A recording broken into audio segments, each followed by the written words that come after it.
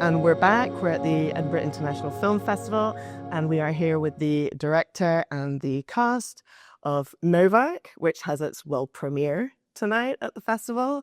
So Harry, first of all, welcome to the festival, and how does it feel to be having your world premiere here tonight? Yeah, I'm super excited. It's a great place. It's a great festival. I've been here from day one, and I'm staying for the whole run. Yeah, I mean, for me, it's what I've been working towards for so many years, to finally get to see the film with an unsuspecting audience. Yes. And this is the first time, Zlatko and Ella, that you're going to be seeing the film as well. What are you hoping the audience are going to take out of it? What sort of reaction are you hoping for? We're very curious about how the audience is going to react, because it's I think, very unusual story and a real proposition. When I read the script first, I thought, just like, I've never read something like that. It's a real proposition. It's a film who takes a risk, and I just felt like it can be really hilarious to do this film. So I'm really excited to just see how the audience kind of will react to this proposition. Mm. No, I think it's great that it's on the festival, and I'm very happy about it, because the film festivals are special places. It's like temperature is higher, and focus is more sharp on it, and it's always so interesting to play for festival public, no doubt. So yes, so we hope tonight it will be great. It will be. Can you tell me how you came to make this story? How did you come about the creative idea for it? How long has it been brewing? Okay, but it's a long story again, but I'll keep it short. Now, the idea first came, one of the first inspiration was Wilhelm Reich, who was a brilliant psychoanalyst who ended up shooting down UFOs with cosmic orgasmic energy, and then was put in jail, and he died there. And he died in prison. And then he became a huge figure in freedom of speech and stuff, because in the United States they put him in prison, and they burned his books in the 50s. And basically the first idea that came to because I'd read his books, I knew about him, and then I wondered, so what if he hadn't died in prison, and what if he had been convinced that all his life's work was a lie, was nothing, and how would he go on living? And yeah, so that was over 20 years ago, and then I started researching the script in 2014, basically. Started writing in 2015, found my Greek producers in 2017, so it's been a long process. Wow. And was it Wilhelm Reich, the name? Uh-huh. Was he a direct influence on Dr. Novak and Zlatko's character, or did you give other influences to read or be inspired by it? Yeah. No, she was the original influence, but then lots of other. There were many other influences as well. But I don't know how Zlatko sees it. But this fact that Wilhelm Reich is some kind of I don't know, the circle around the story is super interesting for me. I was in Zagreb in university in 70s and studied psychology. And Wilhelm Reich was a person really hot for us, one kind of anti-authoritarian communist in opposition to Stalinism, and his book Mass Psychology of Fascism was one of the book you had to read at that time, and his little essay, "Listen, Little Man." It was like a because in that time in Yugoslavia it was one kind of opposition to the system, mostly from the right, from the nationalistic side, but it was also the left opposition, more left than how Yugoslav Communist Party was.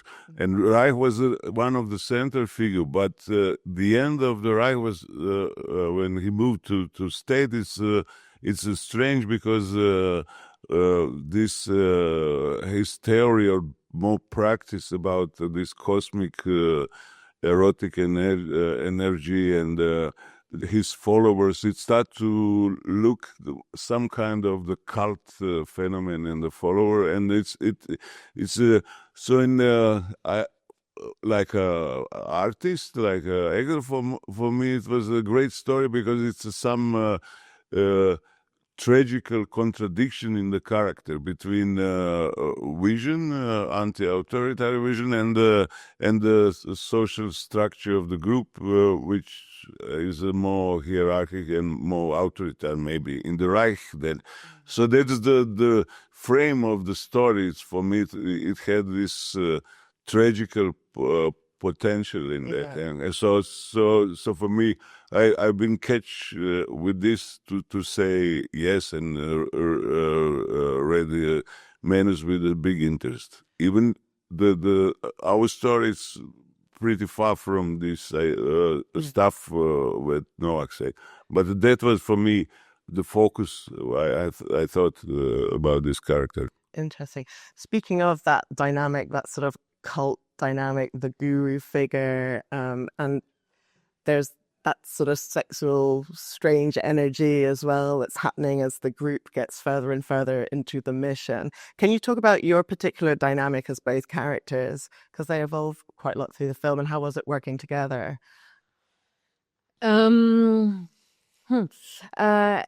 It's interesting because we talked a lot about how to establish that, and how we are in a very like open-minded like artist community who is really interested about these theories. And first it all seems quite light and being part of that activism, and at some point there is like some kind of isolation that happens within the group, and a dynamic that turns around, like that admiration for some kind of guru, and suddenly that thing of wanting to create a family, almost like some kind of.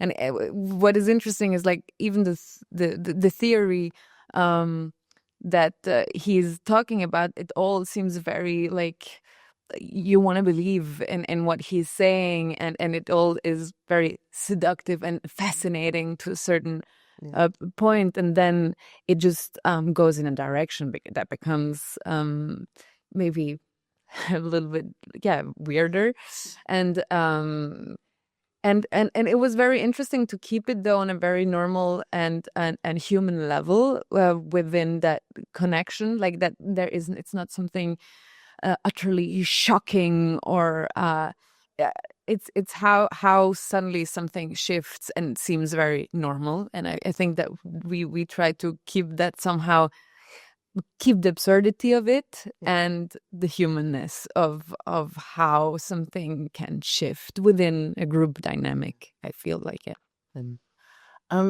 Harry, at the core of your film is the book New Atlantis by Francis Bacon. And did you make the cast read this book? Was it quite central to the preparation? Did I force you to read New Atlantis? I don't think so. It was the suggestion that I did it with a part of the book. It's suggestion now. Try to.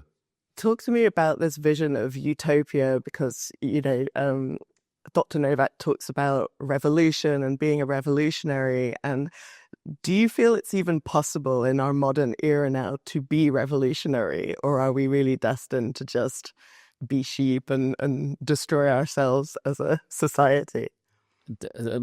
Personally, I think it's we absolutely have to be revolutionary, even though society will be destroyed. I mean, I have no high hopes for humankind, but that's because we were not revolutionary enough, and we just kept on with business as usual. And yeah. And a last question. Oh yes, no, please. For me, yes, yeah, and I mean, for me, this to work with theater and film is one part of that to start utopia in that. And I came from theater, and I played and believe only in the group theater with another structure and another production.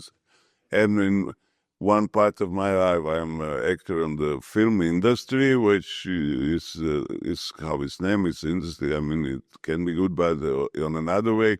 But in this film, it was a little touch of that, because Heretic is like a production company, or it has a little bit touch of this utopistic thinking. And also between Ella and me, like actors, we are it's a big generation gap between us, but so it was nice and interesting, because on one way Ella is also is a part of her generation contra-culture, and me, and so it was like in one part, film was like a place where we exchange ideas and dreams.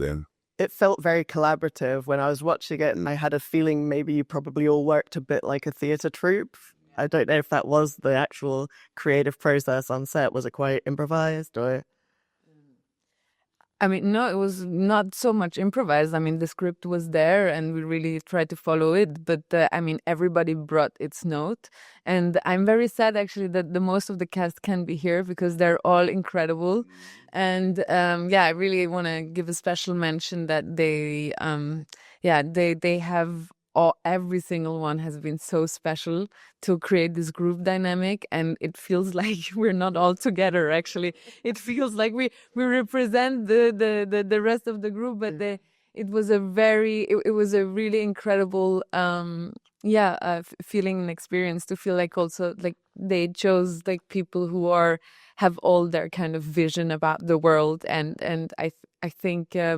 When the house in the Athens, and there we shot in like our squad house with the community, and a lot of that was not like an ordinary film set, but it was like we are going in our house,